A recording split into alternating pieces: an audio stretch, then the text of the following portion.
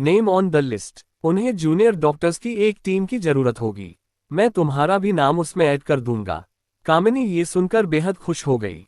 वह भूल गई कि वह हॉस्पिटल में खड़ी थी। वो जोर जोर से सबको बताने लगी, सुना तुमने, मैं कल डॉक्टर अमृता को असिस्ट करने वाली हूँ। प्रीति सुना। तुमने मॉम, क्या आपने सुना? I am going to assist the best neurosurgeon in India, doctor Amrita. Hotel paradise. Riya और आर्यन ने अपने कपड़े आपस में बदल लिए। रिया आर्यन को फाइनल टिप्स देने लगी, देखो चाहे कुछ भी हो जाए, मम्मा को पता नहीं चलना चाहिए कि तुम रिया नहीं हो। कोई कंफ्यूजन हो तो टैबलेट पर गेम खेलने लगना और मम्मा से कह देना मेरी इंपॉर्टेंट गेम चल रही है, बाद में बात करेंगे। और अगर कोई भी गड़बड़ हो तो मुझे फोन कर लेना। इस बात पर आर्यन थोड़ा घबरा गया। वो रिया से कहता है, मगर मैं तुम्हें फोन कैसे करूंगा, मेरे पास तो फोन नहीं है। रिया आर्यन की यह बात सुनकर चौंक गई और बोली, ओफो, इतने बड़े हो गए हो फिर भी तुम्हारे पास फोन नहीं है। एनीवेज तुम मेरा फोन रखो, आई विल मैनेज। रिया ने आर्यन के हाथ में अपना फोन दिया। फिर 24th फ्लोर की लॉबी का दरवाजा खोलकर वह चेक करने लगी कहीं कोई लॉबी में खड़ा तो नहीं है। मगर जैसे ही उसने दरवाजा खोला, उसने देखा सनी ठीक उसके सामने खड़ा था। सनी के दोनों हाथ अपनी कमर पर थे। उसने रिया की आंखों में आंखें डालकर कहा, समझ गया, मैं सब समझ गया, समझ गया, मैं सब समझ गया। सनी की आवाज कानों पर पड़ते ही रिया ने आर्यन को दरवाजे के पीछे धकेल दिया और अपने रूम की कार्ड की उसे दे दी। फिर रिया ने सनी से पूछा, क्या समझ गए? सनी ने रिया को सैल्यूट करते हुए कहा, मैं सब समझ गया कि कब तुम गेम खेलते हो, चोरी छुपे घर से बाहर जाते हो और फिर टेरेस पर जाकर गेम खेलते हो। मतलब इतने टाइम से ये सब कुछ तुम मेरी आंखों के सामने ही कर रहे थे, लेकिन मुझे पता भी नहीं चला। आज मुझे समझ नहीं आ रहा है कि मैं ज्यादा बेवकूफ हूं या फिर तुम अल्ट्रा जीनियस। तुम जानते हो कि मैं तुम्हारा चाचा भी हूं और सबसे बड़ा फैन भी, लेकिन इस वक्त मैं सिर्फ तुम्हारा चाचा हूं। तुम अभी अंदर चलो, वो खड़ूस मिस मैरी आ चुकी है तुम्हें पढ़ाने, बहुत गुस्से में है, कब से तुम्हारा वेट कर रही है। सनी ने रिया का हाथ पकड़ लिया और उसे प्रेसिडेंशियल स्वीट 2401 में ले गया। अंदर जाते ही रिया ने देखा, भले ही उसके प्रेसिडेंशियल स्वीट की बनावट एक जैसी ही थी मगर सजावट में बहुत फर्क था। हर चीज एक तरीके से रखी हुई थी। ऐसा लग रहा था जैसे रूम के फर्नीचर को भी डिसिप्लिन में रहने की वार्निंग दी गई थी। रिया को डाइनिंग टेबल पर सर पर हाथ रखी एक औरत दिखी। रिया को देखते ही वो गुस्से से चेयर पर से उठी और बेडरूम में चली गई। रिया ने सनी की ओर देखा। सनी खुद बहुत डर गया था। उसने धीरे से रिया के कानों के पास आकर कहा, तुम सिर्फ ये कह देना कि तुम्हें भैया ने नीचे बुलाया था, बाकी मैं संभाल लूंगा। ये कहते हुए सनी ने रिया को बेडरूम में छोड़ दिया और दरवाजा बंद कर लिया। मिस मैरी ने राइटिंग टेबल पर रखी रूलर उठा ली, फिर अपने गुस्से को काबू में कर लिया और अपने शांत अंदाज में रिया से कहा, बेवकूफ तो तुम हो ही, लेकिन अब बदतमीज भी हो गए। पिछले आधे घंटे से मैं तुम्हारा इंतजार कर रही थी और तुम आने के बाद सॉरी भी नहीं कहते। रोज रोज तुम्हें इस रूलर से पिटती हूं ताकि तुम गलतियां ना करो, मगर तुम हो कि सुधरने का नाम ही नहीं लेते। कहते हैं बच्चे में या तो अपने पापा की क्वालिटी होती है या तो अपनी माँ की, तो तुम्हारे अंदर किसकी क्वालिटीज आई होंगी? अब ये तो सबको पता है कि तुम अपने पापा की तरह स्मार्ट और इंटेलिजेंट तो नहीं, तब तो जरूर तुम्हारी माँ बेवकूफ बदतमीज रही होंगी, तभी तुम इतने बेवकूफ हो और अब बदतमीज भी हो गए हो। तुम्हारी वजह से तुम्हारे दादा दादी ने तुम्हारे बाप को घर से निकाल दिया, बेशरम। चलो ठीक है, फिर आज मैं तुम्हें ऐसा सबक सिखा दूंगी कि तुम्हें हमेशा याद रहेगा। ये बात सुनकर रिया को बहुत गुस्सा आया। एक तो रिया को पता चला कि यह टीचर बिना वजह रोज आर्यन को मारती थी, और दूसरा कि वो आर्यन की मां को बिना वजह गाली दे रही थी। रिया मिस मैरी को एक करारा जवाब देने ही वाली थी, तब बेडरूम का दरवाजा खुलने की आवाज आई। रिया ने पीछे मुड़कर देखा तो उसके सामने रोहित मारवा खड़ा था। रोहित मारवा को देखकर रिया का सारा गुस्सा गायब हो गया। उसके चेहरे पर बिना उसे पता चले स्माइल आ गई। रोहित को देखते ही मानो रिया को पंख आ गए थे। वह किसी परी की तरह उड़ने लगी थी। बहुत जल्द रिया को इस बात का एहसास हुआ कि यह कोई सपना नहीं बल्कि हकीकत है। जैसे ही रोहित रिया के पास आने लगा, रिया ने एक प्यारी सी मुस्कान देकर रोहित से कहा, हाय डैड। रिया की यह मुस्कान देखकर रोहित सरप्राइज हो गया, क्योंकि आर्यन कभी इस तरह रोहित को ग्रीट नहीं करता था। रोहित ने मिस मैरी के हाथ में रूलर देखी। रोहित ने मिस मैरी से पूछा, टीचर मेरी सब कुछ ठीक है ना? आर्यन ठीक से पढ़ाई कर रहा है ना? मिस मैरी ने सिचुएशन देखते हुए एक अलग ही ड्रामा करना शुरू कर दिया। रूलर राइटिंग टेबल पर रखकर वही चेयर पर बैठ गई। लगभग रोती हुई आवाज में रोहित से कहने लगी, मिस्टर रोहित, मैं बहुत कोशिश कर चुकी हूं मगर आर्यन सुधरने का नाम ही नहीं लेता। ना होमवर्क करता है, ना मेरी कोई बात सुनता है, उसका आईक्यू लेवल किसी 2 साल के बच्चे से भी कम है। मैंने अपना सारा ध्यान इसे पढ़ाने में लगा दिया मगर रिजल्ट हमेशा 0 ही निकलता है। मैं आपसे कितनी बार कह चुकी हूं कि आपका बेटा स्पेशल केस है, इसे स्पेशल स्कूल में डाल दीजिए। आर्यन जैसे बच्चों को पढ़ाना हम जैसे साधारण टीचरों के बस की बात नहीं है। मेरी की यह बात सुनकर रोहित काफी निराश हो गया, मगर उसने अपने चेहरे पर अपनी उदासी आने नहीं दी। रोहित रिया के पास घुटनों पर बैठा, उसकी आंखों में आंखें डालकर देखने लगा। रोहित को इतना पास से देखकर रिया की मुस्कान और बड़ी हो गई। इतने पास से रोहित और भी ज्यादा हैंडसम लग रहा था। उसकी स्टबल दाढ़ी, पतले होंठ और होठों के नीचे एक तिल रिया की इमेजिनेशन में उसके डैड जैसे थे। उस डेफिनेशन में रोहित बिल्कुल परफेक्ट उतरता था। रिया का मन अभी रोहित को देखते हुए भरा नहीं था। तभी उसके कानों पर रोहित की आवाज पड़ी, आर्यन बेटा, तुम होमवर्क क्यों नहीं करते? मिस मैरी को कंप्लेन का मौका क्यों देते हो? रिया बिना कुछ बोले सिर्फ रोहित को देख रही थी। रोहित की बातों का क्या जवाब देना है ना तो ये रिया जानती थी और ना ही उससे इंटरेस्ट था। रिया को चुपचाप खड़ा देखकर मैरी ने अपनी झूठी कहानी और आगे बढ़ा दी। देखा मिस्टर रोहित मारवा, बस ऐसे ही कोई भी सवाल पूछो तो ऐसे ही एक्सप्रेशंस देता है आर्यन। ना तो खुद बात करता है, ना तो मेरी कोई बात समझता है। मैथ की एग्जाम के पहले ज्योग्राफी पढ़ता है और जियोग्राफी की एग्जाम के पहले हिस्ट्री। ऐसे बच्चे को डिसिप्लिन में लाना बहुत मुश्किल है। और फिर बच्चा ही तो है, मार भी तो नहीं सकते। मेरी की यह बात सुनकर रिया ने मैरी की ओर देखा। रिया को पता था कि टीचर साफ झूठ बोल रही है, वह रोज आर्यन को मारती थी। रोहित पास की चेयर पर जाकर बैठ गया। रोहित का सर झुक चुका था। ऐसा लग रहा था जैसे रोहित ने आर्यन को लेकर हार मान ली हो। रिया से रोहित की हालत देखी नहीं जा रही थी। रिया रोहित को कुछ कहे उससे पहले मिस मैरी ने अपनी आखिरी चाल चल दी। वो रोहित के पास आए और बिल्कुल धीमी आवाज में कहने लगी, मिस्टर रोहित, मेरी बात मान लीजिए। आर्यन को स्पेशल स्कूल की जरूरत है। वहां के टीचर्स ऐसे ऑटिस्टिक बच्चों को पढ़ाने में ट्रेंड होते हैं।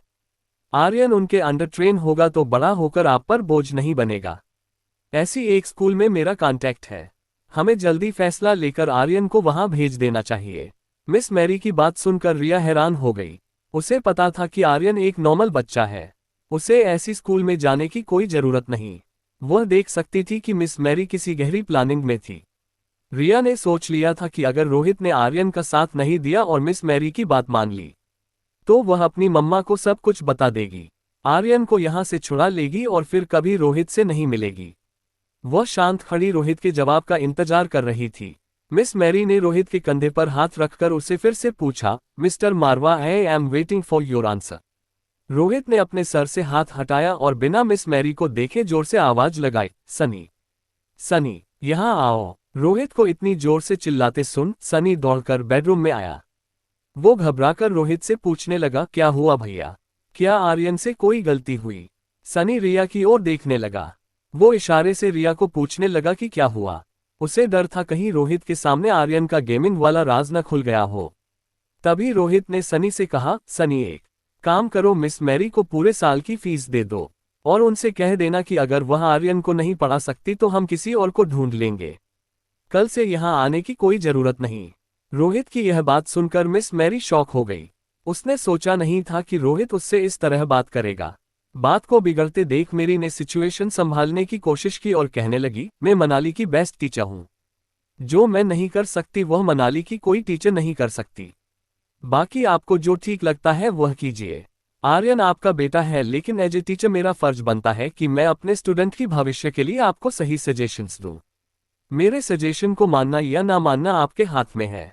ये कहकर मिस मैरी कमरे से बाहर जाने लगी।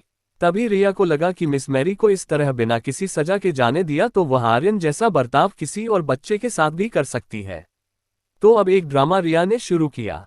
वह रोहित के पैरों से लिपट कर बोली, आई एम सॉरी डैड, मेरी वजह से आपकी बहुत बदनामी हुई है। I am really sorry dad, मैं आप जितना स्मार्ट और इंटेलिजेंट नहीं हूं और मेरी माँ की तरह बेवकूफ़ और बदतमीज हूं। तभी तो आपको दादा दादी ने घर से निकाल दिया। आर्यन की यह बात सुनकर रोहित को बहुत बड़ा शौक लगा। उसने आर्यन को इस तरह बिहेव करते कभी नहीं देखा था। और आर्यन के मुंह से यह सारी बात सुनकर रोहित रिया के बिल्कुल सामने जमीन पर बैठ गया। उसे दोनों हाथों से पकड़कर पूछा, नो आर्यन, ऐसी कोई बात नहीं, लेकिन तुम्हें ये सब किसने कहा? रिया ने अपना हाथ ऊपर करके दरवाजे पर खड़ी मिस मैरी की ओर इशारा कर दिया। रिया रोहित के पीठ के पीछे उसे कंधे पकड़कर छुप गई। मिस मैरी को समझ नहीं आ रहा था कि वह क्या करे। उसे अंदर ही अंदर डर लग रहा था कि यह बात सुनकर रोहित उसके साथ क्या करेगा। वह अटक अटक कर अपने डिफेंस में बोलने लगी, मिस्टर मारवा, आर्यन झूठ बोल रहा है। एक्चुअली यह ऐसे लड़के अक्सर झूठ बोला करते हैं। मैंने आपसे कहा था ना, it is dangerous to keep him here. तभी रोहित के पीछे छुपी रिया ने अपना मुंह बाहर निकाला। फिर मिस मैरी को देखकर अपनी जीभ बाहर निकाली और कहा, sorry teacher, please don't start heating me again. ये सुनकर रोहित और सनी दोनों को लगा कि अगर मिस मैरी लड़का होती तो उसके किए की सजा उसे यही दे देते। रोहित की आंखों में गुस्सा देखकर मिस मैरी घबराकर मेन डोर की ओर भागने लगी। मेन डोर के बाहर रोहित के गार्ड्स ने मिस मैरी को रोक लिया। रोहित ने रिया के माथे पर हाथ घुमाते हुए कहा, आर्यन बेटा, तुम थोड़ी देर खेलो, डैड अभी आते हैं। इतना कहकर आर्यन खड़ा हुआ और सनी के साथ बेडरूम का दरवाजा बंद करते हुए बाहर चला गया। मिस मैरी को पता चल गया था कि अब बचने का कोई रास्ता नहीं था। गार्ड्स ने उसका रास्ता रोक कर रखा था। पीछे रोहित बेहद गुस्से में उसकी ओर बढ़ रहा था। रोहित मिस मैरी के पास आकर रुक गया और अपनी जेब से फोन निकालकर डायल करते हुए बोला, अभी आगे की पूछताछ आपसे पुलिस ही करेगी। आई विल मेक श्योर कि आप पर चाइल्ड हैरेसमेंट का ऐसा केस हो जिसमें आपको बेल तक ना मिले। And I will hire the best lawyer of Manali. ये सुनते ही मिस मैरी ने रोहित के पांव पकड़ लिए। रोते हुए सब कुछ कन्फेस करने लगी, I am sorry mister Rohit, मुझे माफ कर दीजिए। मैंने ऐसा सिर्फ पैसों के लिए किया। मैं जानबूझकर आर्यन को टॉर्चर करती थी, उसे गलत सिखाती, ताकि आप कन्विंस हो जाए कि आर्यन नॉर्मल बच्चा नहीं है और आप उसे स्पेशल स्कूल में डाल दे। रोहित ने पाँव झटककर मिस मैरी से अपने आप को अलग किया और पूछा, किसने पैसे दिए थे? ये सब करने के लिए किसने पैसे दिए थे, बोलो। मेरी कुछ जवाब नहीं दे रही थी। उसे समझ नहीं आ रहा था कि वह क्या करे। तभी रोहित ने चिल्लाकर पूछा, विल यू टेल मी और should I call the police? मेरी के पास और कोई रास्ता नहीं था। उसने अपने दोनों हाथ जोड़ लिए और कहा, आपके अंकल मिस्टर किशोर मारवा ने मुझे पैसे दिए थे। इतना कहकर मैरी फूट फूट कर रोने लगी। रोहित ने गार्ड्स को इशारा किया कि वह मैरी को कमरे से ले जाए। रोहित कभी सोच भी नहीं सकता था कि उसके अपने परिवार के लोग उसके बेटे की जान के दुश्मन बन जाएंगे। रोहित का गुस्सा गिल्ट में बदल गया। वह फिर से आर्यन के बेडरूम की ओर चलने लगा। रिया दरवाजे के बाहर जाकर सब कुछ देख रही थी। रोहित को वापस आता देख रिया दौड़कर रोहित के पास गई और रोहित के पांव से लिपट गई। रिया को इस बात की खुशी थी कि रोहित ने आर्यन को अपने हाल पर छोड़ा नहीं था। इनफैक्ट वह तो आर्यन से बहुत प्यार करता था। रिया के सपनों के डैड की कल्पना में रोहित अब और भी ज्यादा फिट हो गया था। रोहित ने रिया को उठा लिया और बड़े प्यार से उसकी पीठ थपथपा कर कहने लगा, आई एम सॉरी बेटा, आज के बाद no more tuition and no more tuition teachers. आज के बाद तुम्हें मैं खुद पढ़ाऊंगा। ये सुनकर रिया की आंखें चौड़ी हो गई। उसे लगा कि उसका सारा खेल उल्टा हो गया। रोहित के पढ़ाने से कहीं आर्यन और बड़ी मुसीबत में ना फंस जाए। Presidential suite 2502। वहां अनिका जब स्वीट में आए, उसने देखा कि उसकी बेटी आज बिल्कुल शांत और समझदार बिहेव कर रही है। ना गेम खेल रही थी, ना जोर जोर से टीवी देख रही थी। वह नहीं जानती थी कि वह जिसे रिया समझ रही है वह दरअसल आर्यन है। आर्यन अनिका को देखकर इतना खुश हो गया था, उसकी नजरें अनिका से हट ही नहीं रही थी। अनिका बालकनी में जाती तो आर्यन उसके पीछे पीछे बालकनी में चला जाता। अनिका बेडरूम में जाती तो चुपचाप आर्यन भी उसके पीछे पीछे बेडरूम चला जाता। अनिका सोफा पर बैठकर ज्योति बुआ के ऑपरेशन के बारे में कुछ सोच रही थी। उसकी नज़र सामने बैठे आर्यन पर पड़ी। अनीता ने नोटिस किया कि आज फिर से रिया की आंखें सुस्त लग रही थी। उसने आर्यन को दोनों हाथों से पकड़ा और अपने नजदीक खींचा और उसे गले लगा लिया। फिर उसकी पीठ पर थपथपाने लगी। आर्यन के लिए ये सब किसी सपने से कम नहीं था। अनिका के हक करते ही आर्यन को कब नींद आ गई उसे पता नहीं चला। अनिका ने नोटिस किया कि रिया नींद में है। उसने हल्की सुरीली आवाज में कहा, चलो मम्मा को भी नींद आ रही है, let's have bath and sleep. Anika Aryan को उठाकर बाथरूम ले गई। अनिका ने बाथटब में पानी भरना शुरू किया। तभी आर्यन की नींद खुली और उसे इस बात का एहसास हुआ कि अगर अनिका ने उसे नहलाया तो अनिका को पता चल जाएगा कि वो रिया नहीं है। और फिर उसके और रिया के सुपर पावर्स चले जाएंगे। जैसे ही अनिका आर्यन की टी शर्ट निकालने लगी, आर्यन ने उसे रोक लिया और बिना कुछ कहे बाथरूम से भाग गया। हंसते हुए अनिका ने कहा, तो अब नन्ही गुड़िया बड़ी हो गई है, मम्मा के पास नहाने में शर्माती है। इतना कहकर अनिका ने बाथरूम का दरवाजा अंदर से बंद कर लिया। बाहर खड़े आर्यन ने चैन की सांस ली। आर्यन ने अलमारी से रिया के कपड़े लिए और अनिका के आने से पहले कपड़े बदल लिए। जैसे ही बाथरूम में से पानी की आवाज बंद हुई, आर्यन बेड पर जाकर लेट गया। उसने अपनी आंखें बंद कर ली। अनिका जैसे ही बाहर आई, उसने देखा कि रिया ऑलरेडी सो चुकी थी। उसने रिमोट से एसबडी का टेम्परेचर कम किया, रिया को चद्दर ओढ़ाए, प्यार से उसके माथे पर हाथ फेरते हुए उसे किस किया। आर्यन की आंखें तो बंद थी मगर वह पूरी तरह जाग रहा था। माँ के इस प्यार को आर्यन बचपन से मिस कर रहा था। आज जैसे उसका सपना पूरा हो रहा था। उसे इस बात का डर था कहीं उसकी आंखें खुलते ही यह सपना टूट ना जाए। रिया का फोन जो आर्यन ने अपने पिलो के नीचे रखा था वह वाइब्रेट होने लगा। आर्यन ने एक आंख खोलकर देखा। मोबाइल स्क्रीन पर आर्यन के रूम का लैंडलाइन नंबर फ्लैश हो रहा था। आर्यन बहुत डर गया, कहीं अनिका ने फोन उठा लिया और अनिका ने रिया की आवाज सुन ली तो आर्यन और रिया की पोल खुल जाएगी। जैसे ही अनिका ने फोन लेने की कोशिश की, आर्यन करवट बदलते हुए फोन के बिल्कुल ऊपर सो गया। तभी फोन का वाइब्रेट होना भी बंद हो गया। अनिका रिया की नींद तोड़ना नहीं चाहती थी, इसीलिए उसने भी सोचा कि जो कोई भी होगा वह सुबह दोबारा फोन कर लेगा। अनिका को ज्योति बुआ का ऑपरेशन करना था। वह जानती थी इतने मुश्किल ऑपरेशन के लिए उसकी नींद का पूरा होना बहुत जरूरी था। अनिका रिया की छाती पर हाथ फेरते हुए ठीक उसके बगल में सो गई। थोड़ी देर बाद जब आर्यन को महसूस हुआ कि अनिका सो चुकी थी, आर्यन ने धीरे से अनिका को हक कर लिया। आर्यन को पता भी नहीं चला कि कब वो खुद गहरी नींद में सो गया। Presidential suite 2401। रिया आर्यन को फोन लगाने की कोशिश कर रही थी मगर आर्यन जवाब नहीं दे रहा था। रिया इस बात से घबराई थी कि रोहित ने कहा था कि अब रोहित उसे पढ़ाएगा। यूं तो रिया पढ़ाई में बहुत अच्छी थी, खुद 6 साल की थी मगर अपनी उम्र से 2 साल बड़े बच्चों की मैथ्स प्रॉब्लम्स आसानी से सॉल्व कर लेती थी। मगर यहाँ उसे आर्यन जैसा लगना था। उसे जानबूझकर दिखाना होगा कि उसे पूछे गए प्रश्न का आंसर नहीं आता। ऐसा करना रिया के लिए बहुत मुश्किल था। रिया किसी तरकीब के बारे में सोच ही रही थी, तभी रोहित फोन पर बातें करता हुआ बेडरूम में आया। रोहित फोन पर किसी को इंस्ट्रक्शंस दे रहा था। प्रॉफिट कम होने का यह मतलब नहीं कि मार्केट में हमारी क्रेडिट कम हो गई है।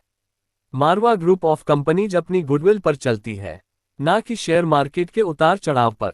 आप क्वालिटी पर ध्यान दीजिए, प्रॉफिट अपने आप होगा।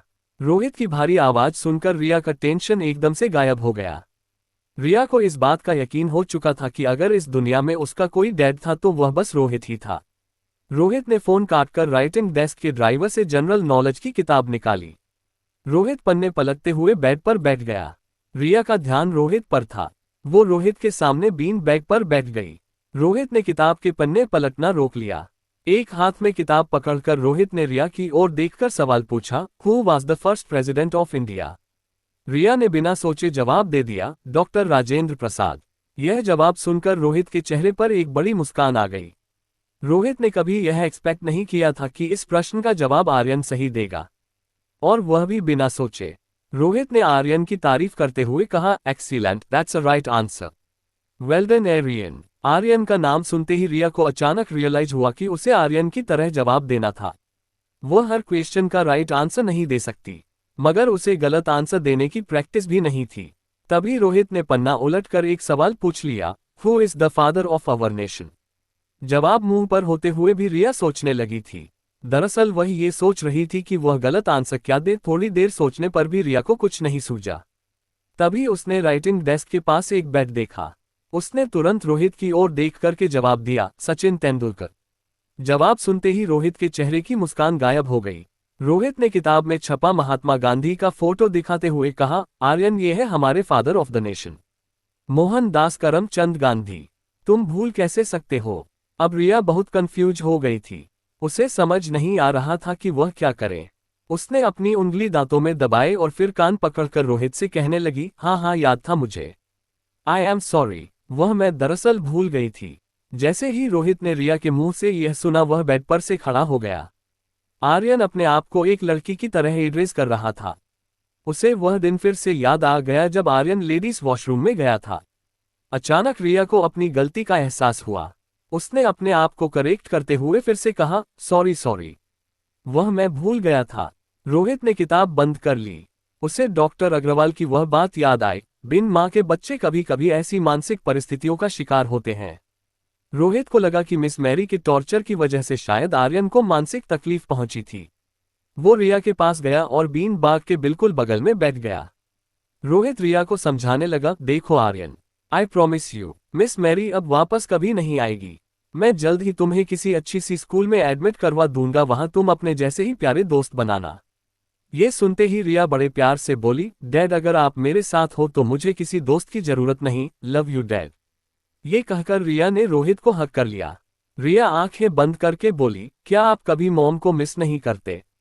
आप और मम्मा एक साथ क्यों नहीं रहते? रोहित ये सुनकर बहुत डिस्टर्ब हो गया। आर्यन ने इससे पहले कभी ऐसा कुछ नहीं किया था। रोहित ने रिया को अपनी बाहों में उठाया और बेड पर लेटा दिया। रोहित ने रिया का हाथ पकड़कर उसे कहा, I think you need some rest. अभी सो जाओ, हम सुबह बात करेंगे। इतना कहकर रोहित ने कमरे की लाइट ऑफ की और बेडरूम के बाहर चला गया। बेडरूम के बाहर आते ही रोहित बालकनी में चला गया। रोहित की चिंता आर्यन के लिए दिन ब दिन बढ़ रही थी। उसे आर्यन की मानसिक हालत को लेकर बहुत फिक्र थी। तभी अचानक रोहित को एक बात याद आई। अनिका ने नीचे लॉबी में रोहित को वार्न किया था कि आर्यन की टीचर उसे टॉर्चर कर रही थी। रोहित शॉक हो गया। वह सोचने लगा, आखिर यह सारी बातें अनिका को कैसे पता चली? क्या आर्यन किसी तरह अनिका के कांटेक्ट में था? और अगर था तो कैसे? रोहित लिविंग रूम में आया और सनी को आवाज लगाई, सनी सनी यहाँ इसी वक्त आओ। सनी अपने बेडरूम से दौड़ता हुआ बाहर आया। उसके एक हाथ में पॉपकॉर्न और एक हाथ में फोन था, जिस पर वो गेम खेल रहा था। सनी ने रोहित से पूछा, यस भैया, क्या हुआ? रोहित ने सनी के हाथ से मोबाइल छीन लिया। पॉपकॉर्न का टब भी लेकर डाइनिंग टेबल पर रख दिया। रोहित ने सनी से बहुत कड़क आवाज में पूछा, तुम्हारा ध्यान कहाँ रहता है? दिन भर कान में हेडफोन लगाए फोन में घुसे रहते हो। तुम्हें पता भी है कि आर्यन दिन भर क्या करता है, किससे मिलता है, किससे बातें करता है? रोहित की यह बात सुनकर आर्यन का चेहरा बिल्कुल सूख गया। सनी को लगा आर्यन की गेमिंग हैबिट के बारे में रोहित को शायद सब कुछ पता लग गया है। सनी सब कुछ कन्फेस करने ही वाला था कि रोहित ने अपना मुंह घुमा लिया और सनी को कहा, सच बताओ सनी, क्या आर्यन सामने वाली गेस्ट को मिलता है, उससे बातें करता है? सवाल सुनकर सनी ने थोड़ी राहत महसूस की। उसने डाइनिंग टेबल से पॉपकॉर्न का टब उठाया और एक दो पॉपकॉर्न मुंह में डालकर कहने लगा, भैया कैसी बातें करते हो आप? आर्यन तो सारा दिन घर में ही रहता है, वह कैसे उस लेडी को मिल सकता है? ना ही वह लेडी कभी हमारे स्वीट में आई है। सनी की यह बात सुनकर रोहित ने उसे चिल्लाकर पूछा, फिर यह कैसे हो सकता है कि उस औरत को आर्यन की पर्सनल बातें पता हो? पॉपकॉर्न सनी के गले में फंस गया। सनी जोर जोर से खांसने लगा। रोहित ने डाइनिंग टेबल पर रखा पानी का जग उठाया। एक गिलास में पानी भर के सनी को ग्लास देते हुए कहा, फिर क्या वह औरत आर्यन से फोन पर बातें करती होगी? ये कहते ही रोहित फिर से आर्यन के बेडरूम की तरफ गया। धीरे से दरवाजा खोलकर देखा, रिया बेड पर सो गई थी। रोहित धीरे से लैंडलाइन फोन की ओर बढ़ा। उसने फोन का रिसीवर उठाया और रीडायल बटन दबाया। फोन की स्क्रीन पर एक मोबाइल नंबर फ्लैश हुआ। रोहित का शक सच निकला। आर्यन फोन पर किसी से बात करता था। वो परेशान होकर बेडरूम से बाहर निकला। रोहित ने सनी से कहा, मुझे ये औरत अनिका कुछ समझ नहीं आ रही है। पता नहीं वह क्या करना चाहती है आर्यन के साथ। क्या उसे भी मेरे परिवार वालों ने भेजा है? रोहित ये कहते हुए डाइनिंग टेबल की चेयर पर बैठ गया। रोहित के चेहरे की उदासी देखकर सनी रोहित के पास आया और बोला, भैया मुझे पता है कि आपको आर्यन की फिक्र है, मगर मेरी बात का विश्वास कीजिए, आर्यन वैसा बिल्कुल नहीं है जैसा वह लगता है। अभी आपको लगता है कि आर्यन स्मार्ट नहीं है, पर मुझे पता है कि आर्यन बहुत स्मार्ट है। और अगर उस लेडी का आर्यन पर कोई पॉजिटिव इफेक्ट हो रहा है तो उसमें गलत क्या है? भैया ये तो आप भी जानते हो कि आप कितनी भी कोशिश कर लो, आर्यन की जिंदगी में माँ की कमी पूरी नहीं कर सकते। रोहित को जिंदगी में कोई बात इतनी नहीं चुभी थी जितनी सनी की यह बात चुभी थी। वह बिना कुछ बोले खड़ा होकर अपने बेडरूम की तरफ चला गया। नेक्स्ट डे, अनिका अभी सो रही थी। आर्यन बालकनी में फोन पर रिया के साथ बात कर रहा था। सॉरी मैं कल तुम्हारा फोन नहीं उठा पाया। तभी रिया ने धीमी आवाज में बोलना शुरू किया, तुम्हारे लिए खुशखबरी है। तुम्हारी उस टीचर मैरी की छुट्टी कर दी है और बहुत जल्द तुम्हें एक अच्छी स्कूल में एडमिशन भी मिल जाएगा। रिया की इस बात पर आर्यन को विश्वास नहीं हो रहा था। उसने रिया से पूछा, आर यू सीरियस? तुम मजाक तो नहीं कर रही ना? रिया ने इरिटेट होकर जवाब दिया, सुबह सुबह ऐसा मजाक कौन करता है? अच्छा अब मेरी बात ध्यान से सुनो, आज का प्लान ये। रिया ने अभी यह कहा ही था कि उसे दरवाजा खोलने की आवाज आई। रिया ने झट से फोन रख दिया। रिया ने दरवाजे की ओर देखा। ट्रैक पैंट, स्लीपर और बनियान में रोहित बेडरूम में आया। रोहित सुबह की एक्सरसाइज कभी नहीं मिस करता था। रोज की तरह एक्सरसाइज के बाद वो आर्यन को जगाने आया। रोहित को देखते ही रिया ने एक बड़ी मुस्कान देकर कहा, वाह डैड, आज तो आप बहुत ज्यादा हैंडसम लग रहे हो। आर्यन की बात सुनकर रोहित के चेहरे पर भी स्माइल आ गई। वह रिया के बगल में आकर बैठ गया और अपनी उंगलियों से रिया का नाक पकड़कर बोला, तुम भी कुछ कम हैंडसम नहीं हो। ये बात सुनकर रिया की हंसी निकल गई। उसने रोहित को जवाब दिया, मैं हैंडसम नहीं, ब्यूटीफुल हूँ।